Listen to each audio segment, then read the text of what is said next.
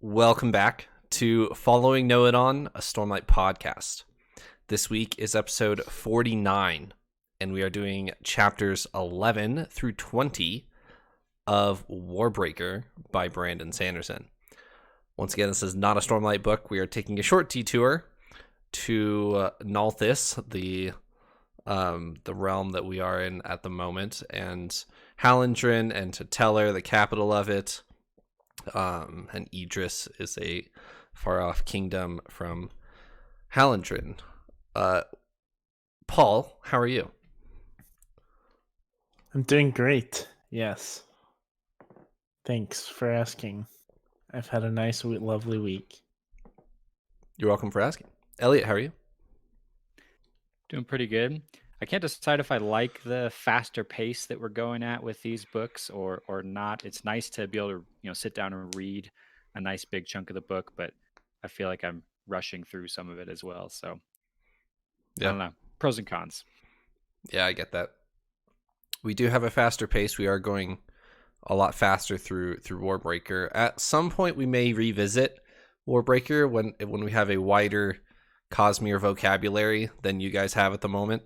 But at this point, we're just trying to get through it for a couple specific scenes that you need context for Oathbringer. So.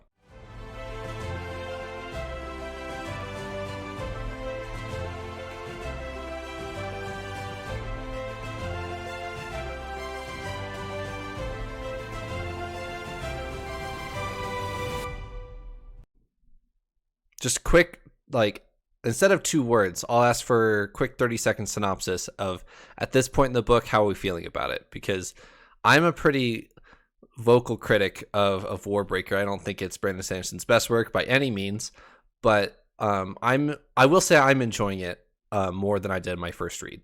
So there's that. This is only my second read of Warbreaker. I'll shoot it to Paul. So I've been happy because kind of going into this week, we're starting to see some things move that are kind of interesting. Like, oh, where's this going to go? Specifically finding out that our mysterious king is deaf, or not deaf, mute. So I have a lot of questions there, but overall, not a big fan. It's fine. It's fine. I'm happy, like Elliot said, about it being faster paced. I'm happy about it, mostly because I'm just not the biggest fan. I guess maybe I'm close to you on it. I haven't finished it yet, but I'm looking more forward to kind of getting the information and moving to, I would say, our primary story. But it's been good this week. Last week was kind of just setting the stage, and now we're starting to kind of get somewhere. So it's been good. Okay. Eliot? I'm still going to withhold judgment a little bit. I want to get through, into more. I feel like we're not quite yet into some of the main story, even though we're 20 chapters in now. Maybe I'm wrong, don't know, but it's been very different. It's all about theology and religion and political intrigue and I don't know, more of the emotional drama as opposed to more hardly any action or heroic deeds or quests. It's a very different kind of story than the stories we've been reading so far in the Stormlight archive. So it's nice to read something different, a little bit of a break in something different, but I don't know that I'm just as interested in that type of story as I am your more classical hero quest objective beat the villain kind of story. But yeah, we'll see where it's going to go. I have faith there's going to be some twists coming. Okay, I'll touch on that here in a second, but shoot it to our intro.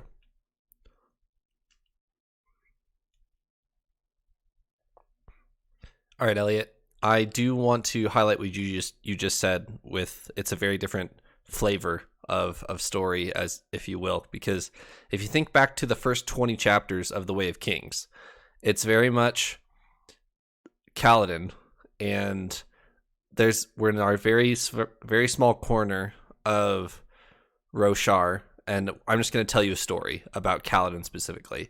And as we go, you kind of zoom out a little bit, you get to know the world a little bit. This is very different. It's very much like kings and courts and gods and all sorts of like very wide view, except for maybe Vivenna's story so far. She kind of has her own thing going on without any politics really involved, but our two other main characters are in the court and kind of trying to navigate politics and et cetera, et cetera. So yeah, I agree. It's very different. That's why I didn't like it my first read through. I was not a fan, but it's not for everybody, and that's fine. I'm curious if by the end of the story we can kind of look back and maybe look at some of this as sort of a commentary on religion. I'm kind of on the lookout for that, honestly, just because we've had so much, especially in these chapters right here. Actually, we start to dive into like the different religions of this world. We've got Austerism. Is that even how you say that? Ostrism. They kind of just smash it into like one syllable. It's like ostrism. Ostrism. Ostracism, yeah, 2 syllables. You've got with the Idrians, and then you have they kind of sometimes referred to as the iridescent tones, or like worship of the iridescent tones, or something like that. And then we got this new one we just learned about, which is the Pon Call, maybe. Yep, something like that. So it feels like our story so far is almost a dialogue on what is religion. You know, you're worshiping these gods. Who are they? What is it to worship a god? What is it to be a god? You know, we have Lightsong, who doesn't even believe that he should be a god, but he is. And I actually really like, some of my favorite parts are honestly the discussions between Lightsong and his high priest. Larimar, is that his name? Yep. Just the banter going on there is actually great. I really enjoy those scenes. But if that's going to continue and be kind of a commentary of what is religion and what kind of aspects make it religion, that'll make for an interesting story. Maybe a slightly boring one, but we'll see. We're not even halfway through, so I'm withholding final judgment. I think, yeah, I kind of agree. It's still too early to judge the book. Where I probably am more of a fan of the normal. This is very much my personal opinion on this. I'm a little more of a fan of the like action adventure quest story, but I am also a big fan of the kind of like political drama. Like, I think the story could be very exciting. My complaint is, I guess, isn't with the like nature of the story. It's like the specifics. Like I'm less I don't really enjoy, or I'm comfortable with the whole like wed this king. Like, I don't know, all that stuff. I don't enjoy that specifically, but like simply just a political like I don't know, royal kind of storyline, I think is still entertaining and stuff. So.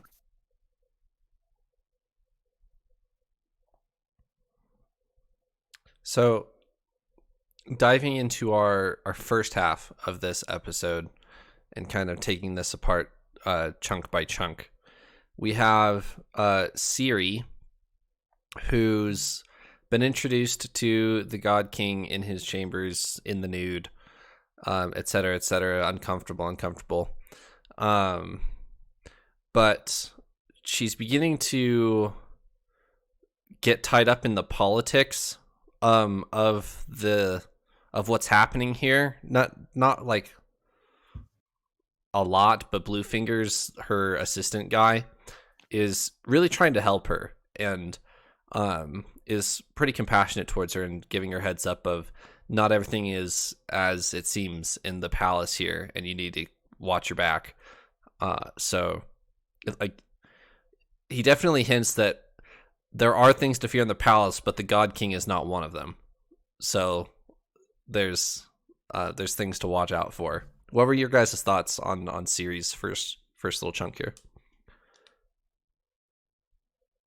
Yeah, I thought that line from Bluefingers summed it up for me pretty well. And I could have guessed this beforehand, before we got to this, but this really tells you, not all here is as it seems. But now you got to figure out, okay, what's going on. We get at the very end of this segment in chapter 20, we learn like I think Paul, you already mentioned, or Trevor, that Ciri learns that the God King is mute and I think can't read in that chapter as well. So I mean that's a bit of a bomb drop of okay, wow, that's not what it seemed like. But then of course the questions all come up as to why, like what are the motives here? Who are the movers and shakers, and what are their motives? What are they trying to do?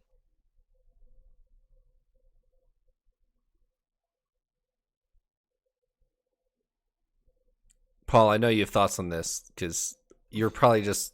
I can imagine you listening to this and just feeling uncomfortable the entire time, right? Like, Yeah, definitely a bit. Um, Kind of like what Elliot was saying.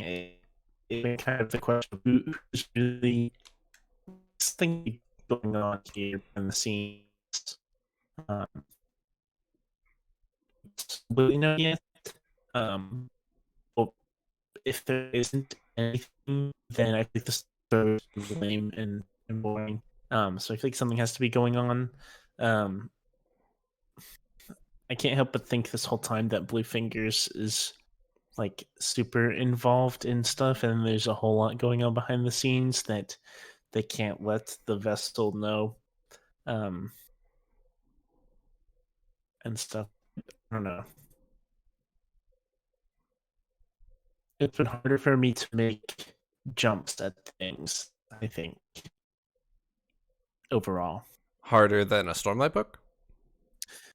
Yes, I guess maybe. I mean, I could probably equate it to when we were getting started with Stormlight, just because it's new and fresh. I don't like.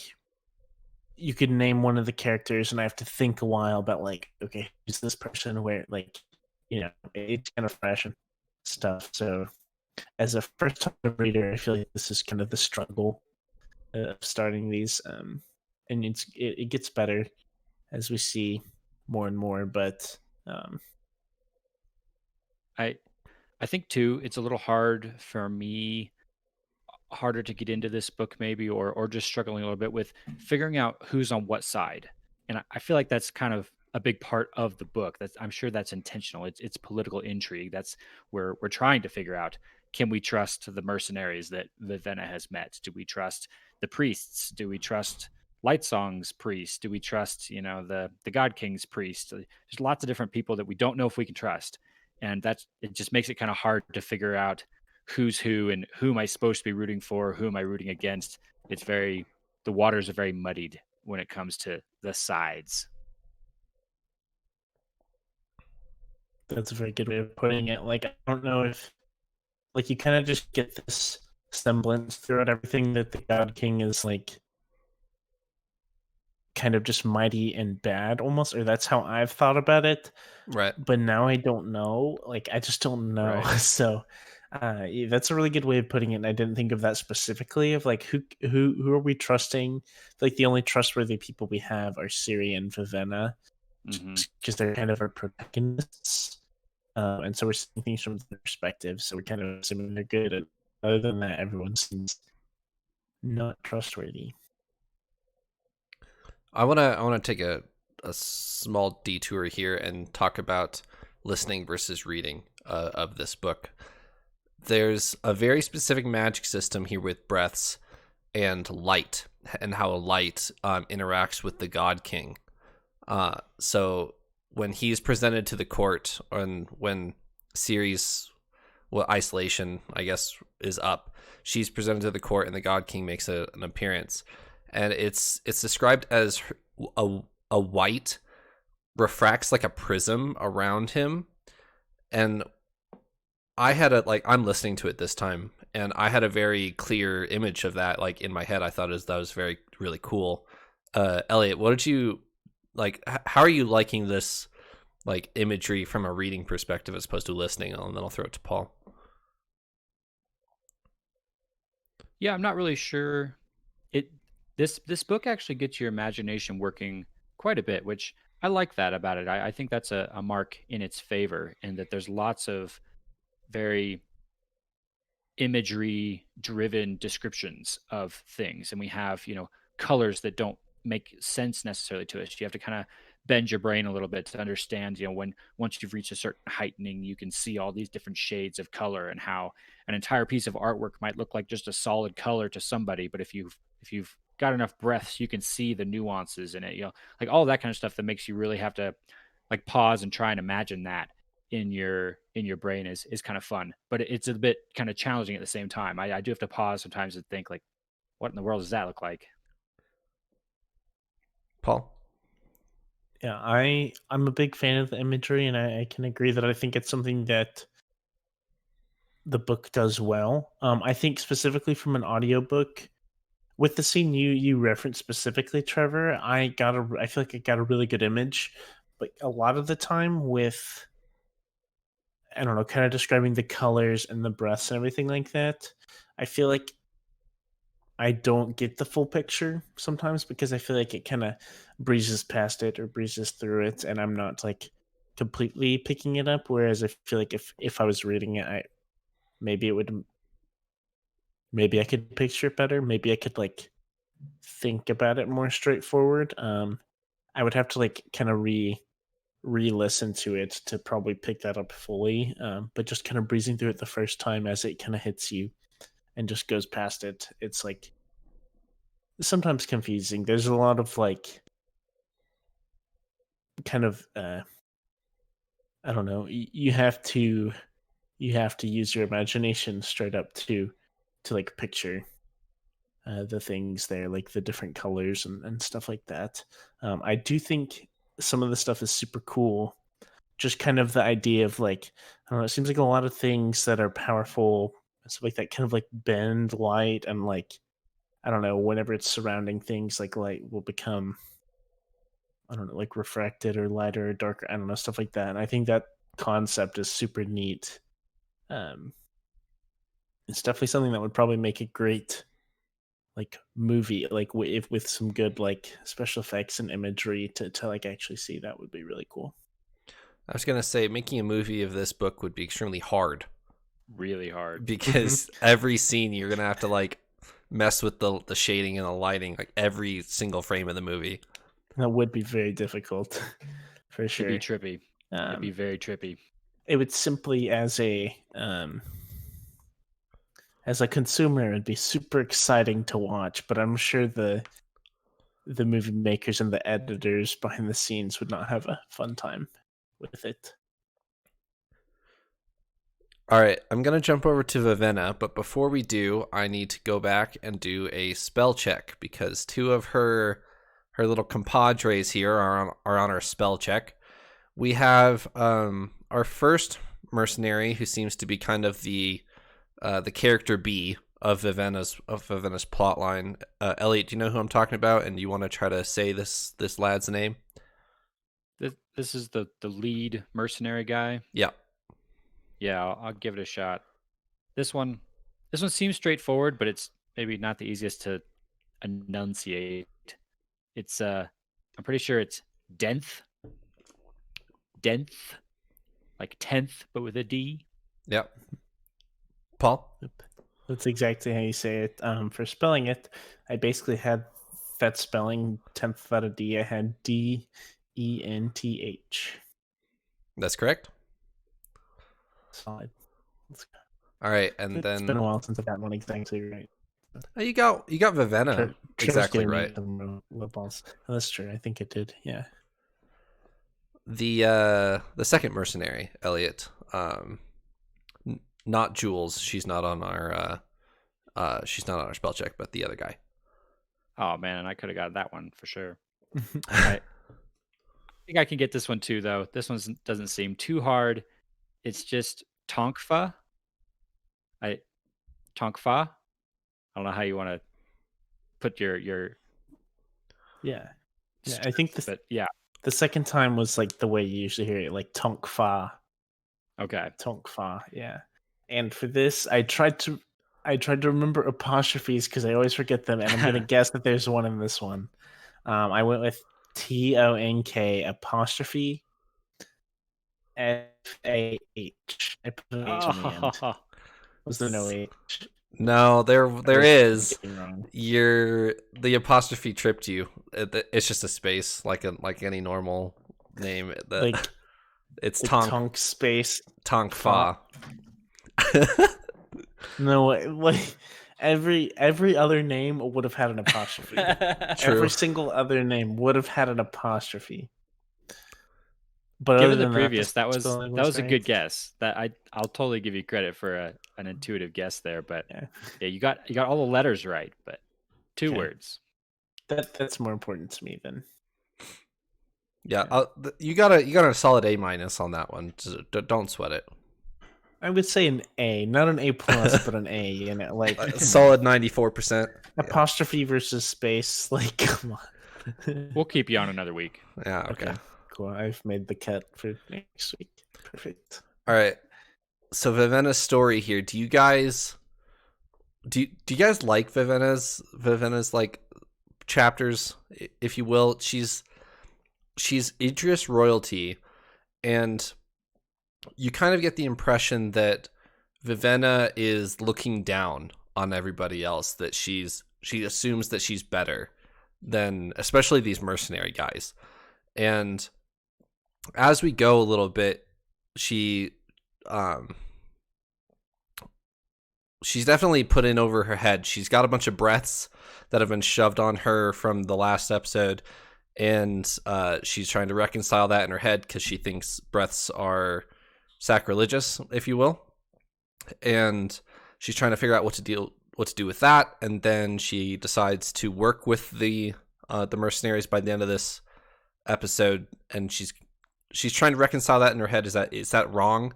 If I'm working towards bettering my kingdom with the mercenaries, am I allowed to work with mercenaries? Like, what are you guys' thoughts on Vivenna's story so far?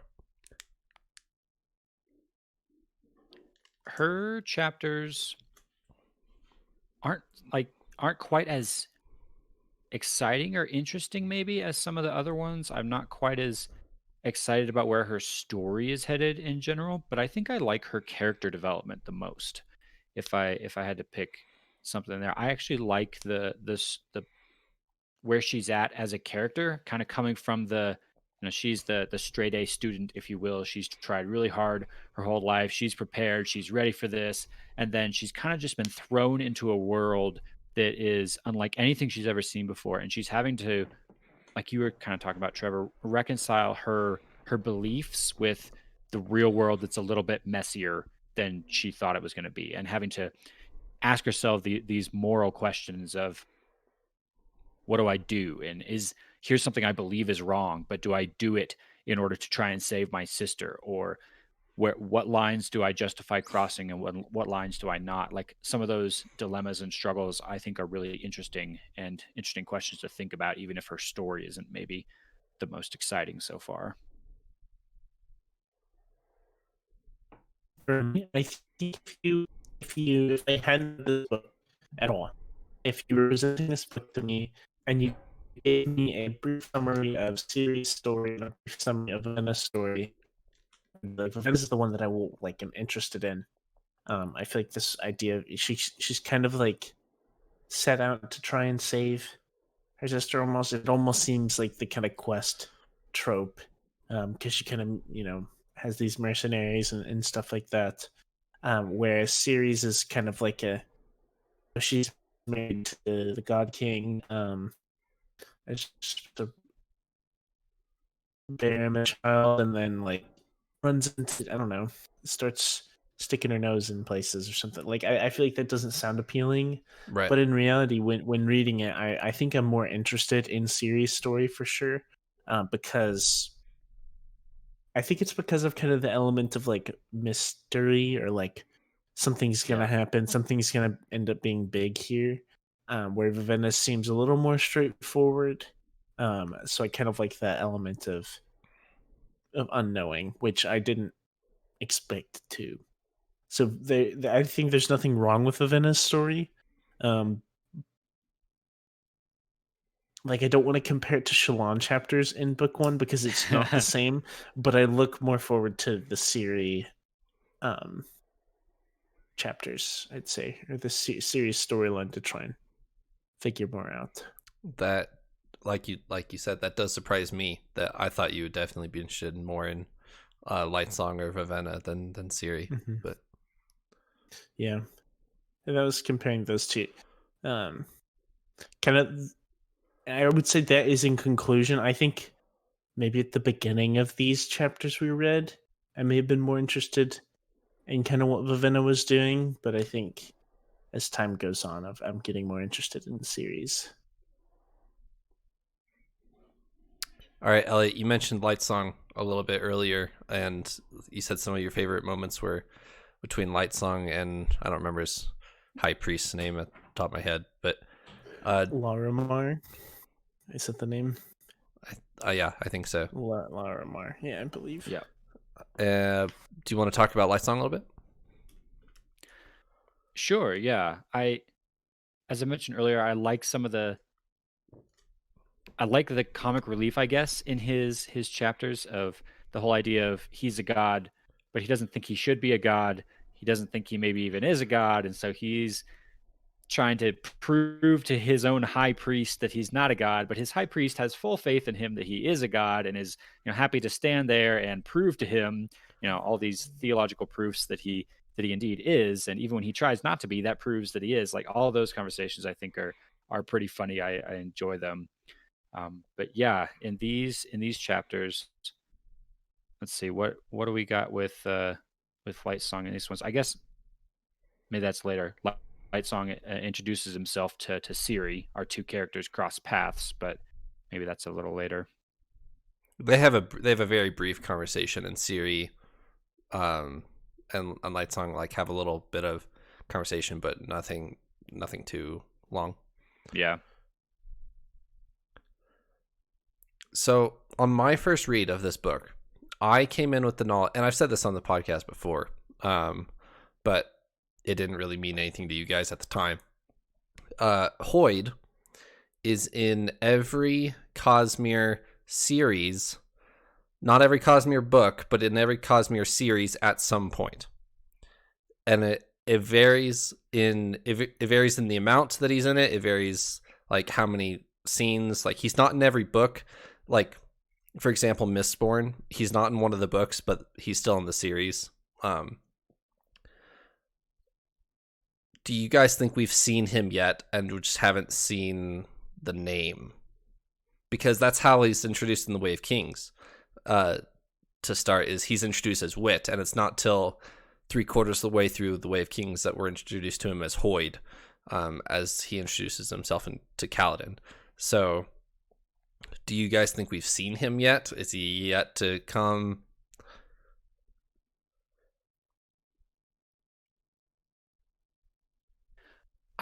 I have thought about this a little bit, actually, because I've had my eye out for Hoyt ever since we read those first chapters and started to maybe make a few guesses. So I have it on the lookout, but I don't know that I've seen anyone yet that I would have to, full on guess is Hoyt. There's a few that maybe, we've seen some of the banter from characters that Hoyt is well known for.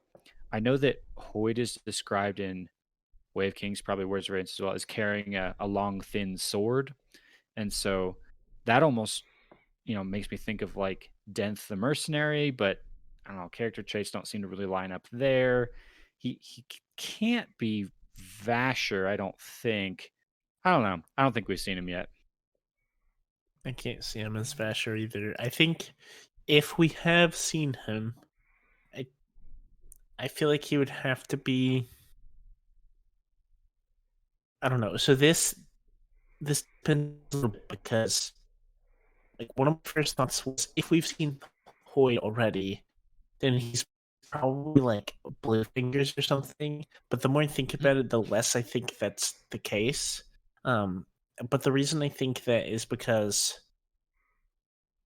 so we don't understand Hoyt enough. Like, we don't understand what he wants to do, really. Like, we don't understand if he's in this story, what his purpose would be, why he would be there, like what he's trying to do.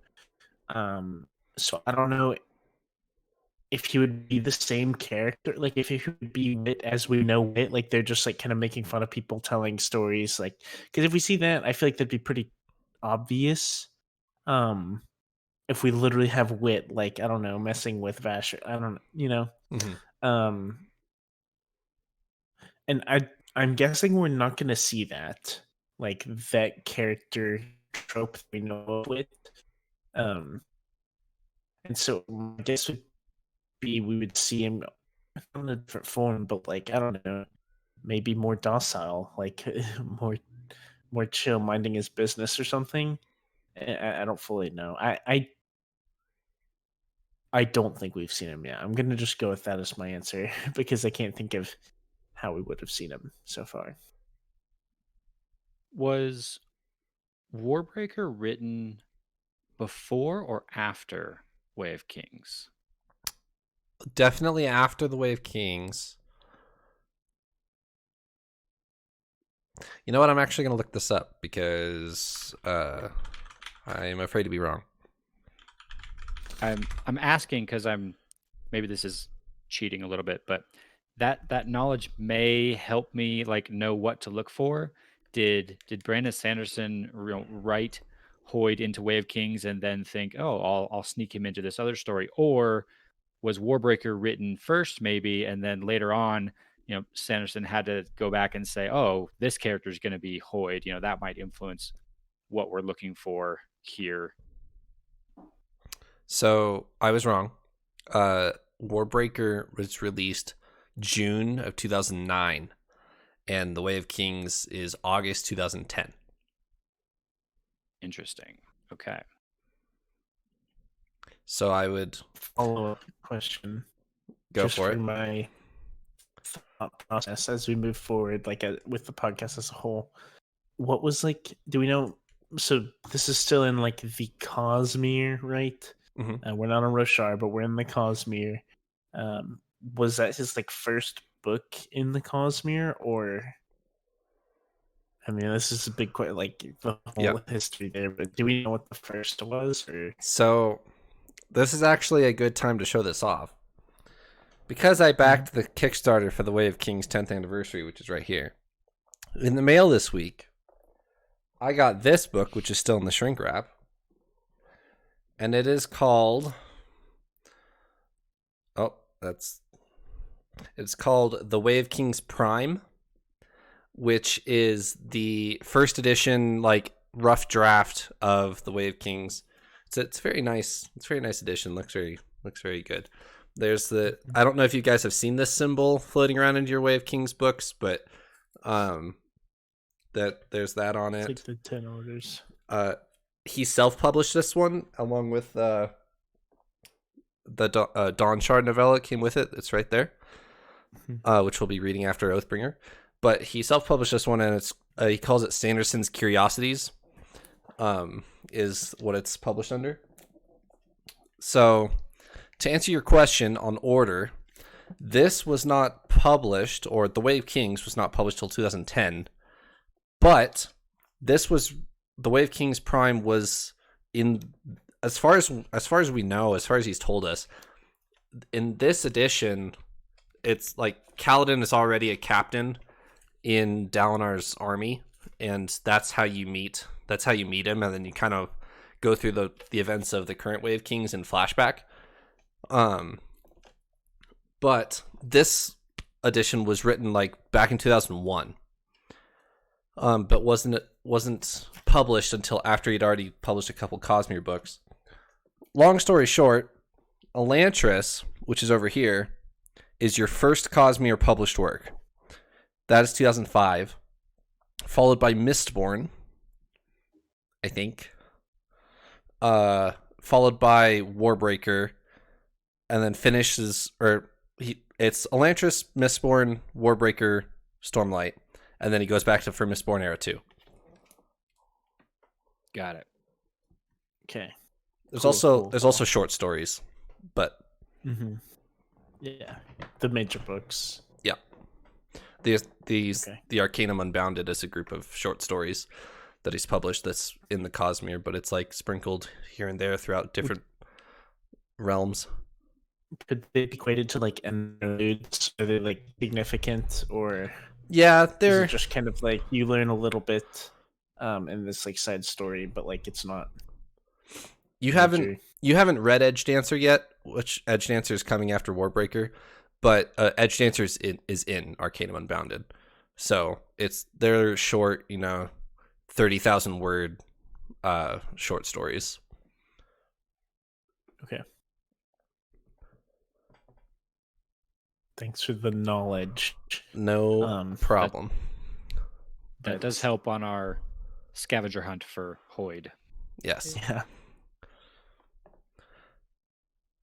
So in anything, at least kind of in each story. So there was okay. So I'm putting the all straight. So Waving Prime was 2001 roughly. Hoyd, I'm assuming is in that still, even though it's different. Yeah, I think actually Hoyd has a different name. I haven't read The Wave King's Prime yet. Okay. It's still in shrink wrap, but I think Hoyd, like as a character, is in there, but has a different name. Okay, that could be cool to see if he does. Well, either way, so we're assuming the character is like created. I'm assuming there's kind of this like mysticism about it, or like, right, mystery. So it'd be safe to assume that he could very well be in this book as we know Hoyd, like as we would know Hoyd. That's what I'm thinking. He's too. kind of like a wild, Mr. Worldwide. So yeah. All that to say, I don't think we've seen him yet. I feel like I don't have conclusive evidence, but I wouldn't be too shocked if we have, and I just didn't notice it. Is there any way he's Light Song, and he's just messing with everybody in the court? It very well could be. Maybe. We'll see. I don't know if physical descriptions would line up for me unless Hoyd is changed. I envision Light Song as like the picture perfect masculine, big and bulky and extra tall, and I don't know if this is honestly correct, but my mental image of Hoyd is kind of a scrawny, skinny fellow that's little gangly and strange looking. Mm-hmm.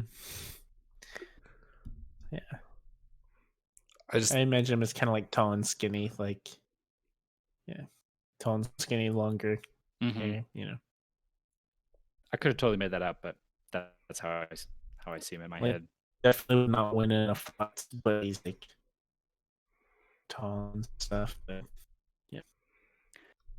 But Light Song here, bringing it back to the chapters, is having these nightmares that seem to be reoccurring, and it seems like he keeps having nightmares or visions or dreams or whatever these are of like destruction. Seems like that seems to be a common theme. It seems to be fire or war or not good stuff. Doesn't he have specific visions of Teteller on fire? I think so. I think you're right. Like specifically the capital of Hallandren being under attack, I think.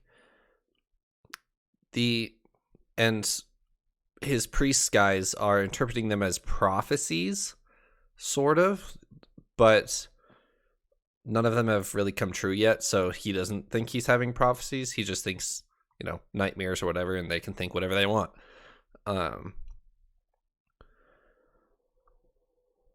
Any theories? Is it too soon to ask that question? I think it's too soon for me. I would love to make some wild jump, but I really don't think I can right now, as much as I would like to. I guess I don't know enough to trust the magic systems and the religion yet in this world. I don't have enough to decide for myself if like having prophetic visions of the future is a possibility, or if all of this religion really is a sham and it's all fake and emperor's new clothes kind of thing. So I haven't decided where on that line I fall, which I think would tell me whether I think Light Song is predicting the future or not. I haven't heard a reference to that short story in quite a long time. Thank you for that. I hadn't thought of the Emperor's New Clothes in forever.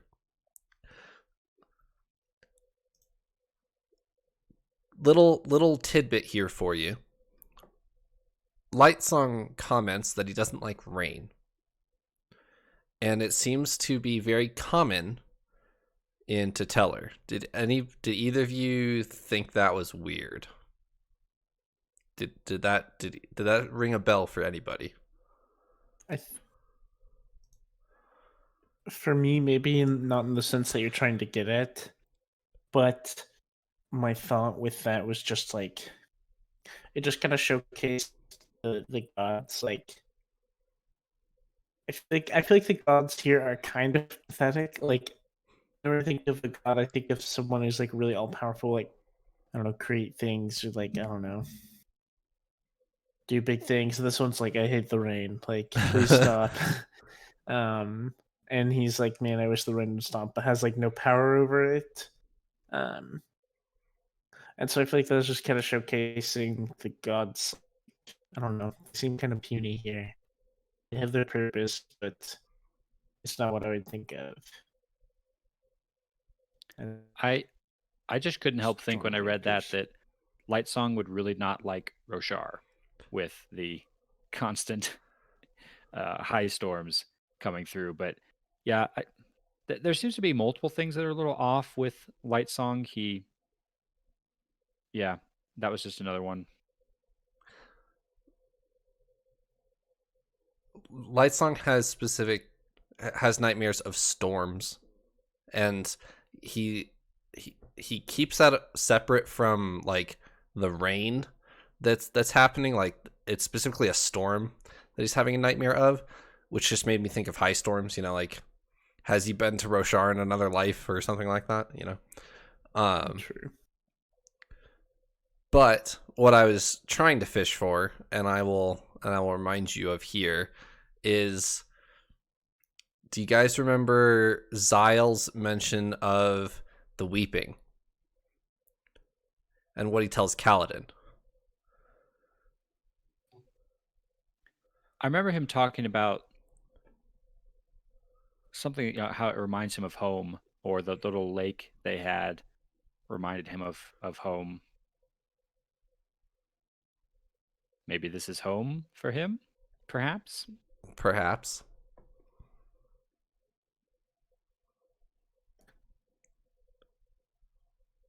That is a perhaps, but like, I mean, in my mind, I'm like, it's just some rain. Like, it's not that deep. Right. But yeah, like I would imagine in any of our stories there would be rain in some form. I mean, maybe Interesting. not, but I'll reference this clip mean- later, but keep going.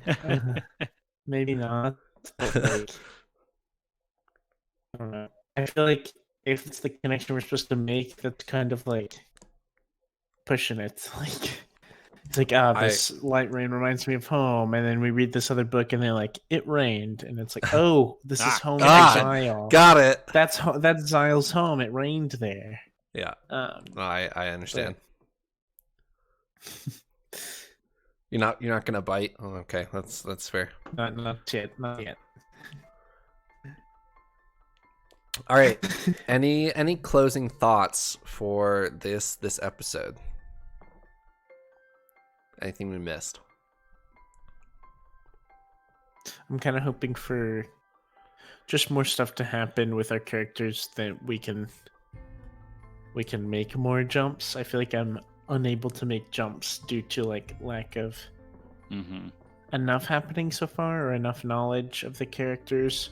But I'm hoping more will happen and that I can kind of make some crazy jumps. So I think maybe the only other thing, there were a few other smaller things I noticed, but probably the one big thing we didn't necessarily mention was that I'm pretty sure it's in these chapters, kind of the chapter 15, 16, 17 area, where the God King's priest, I'm going to butcher his name, probably should have put that one on the spell check, Trelades? That seems like a very whimsical name, like Trelades. Trelades. But that guy, he threatens Ciri and, you know, pretty harshly tells her, you will bear a child. You better bear a child or it's not going to go well for you. And then on the flip side of that, Ciri gets as part of her hints that she gets from Bluefingers, he very clearly hints at, whatever you do, make sure you don't bear a child. And so we now have that to kind of go off of why is bearing a child so important or so not important, or why is that kind of the linchpin of what's going on here? We don't know yet, but that seems very important. I'm glad you brought that up because that is in those chapters and relatively important. So it's the whole setup that we have so far. So anything else? Nothing here. No, thank you. Okay. Then let's keep reading and we'll reconvene next week. Thanks for joining me, Paul and Eliot. See ya. Sayonara.